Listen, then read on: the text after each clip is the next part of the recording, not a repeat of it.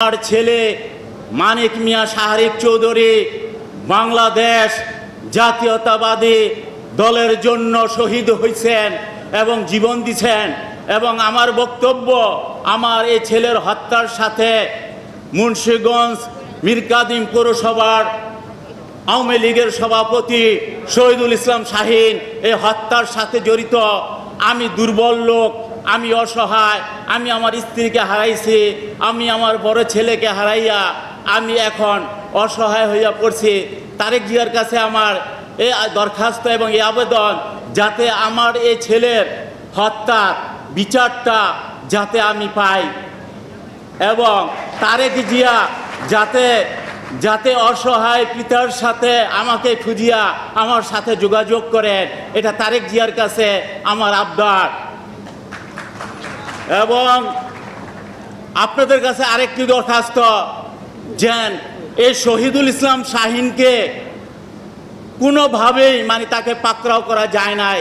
অনেক জায়গাতে তার বিরুদ্ধে অভিযোগ বা অনেক লোকই তার বিরুদ্ধে মামলা করছে, আইন তার দরজা পর্যন্ত পৌঁছায় না। এবং আমার তারেক জিয়ার কাছে দাবি, যাতে আইন তার দরজা পর্যন্ত পৌঁছায় এবং শহীদুল ইসলাম শাহীনের হাতে যাতে হ্যান্ডকাপ পড়ে এবং তিনি এই বাংলাদেশে এই ঢাকার শহরেই লুকিয়ে আছেন এবং কিছু দুষ্কৃতিকারী নেতাদের ছত্রছায়ায় লুকিয়ে আছেন। আমার কথা, যেন দুষ্কৃতিকারীদের যদি বিচার না হয়, পরবর্তী সময় দলের জন্য ভদ্রলোকেরা আগাইবে না। এবং শহীদেরা মরে না, শহীদেরা চিরস্থায়ী, শহীদেরা চিরকাল জীবিত থাকবে।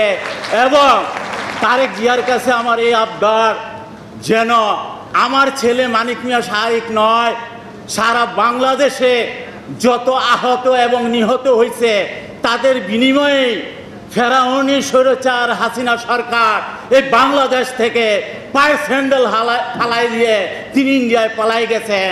এবং তাদের জন্যই আমরা এখন দেশে কথা বলতে পারতেছি। প্রত্যেক শহীদ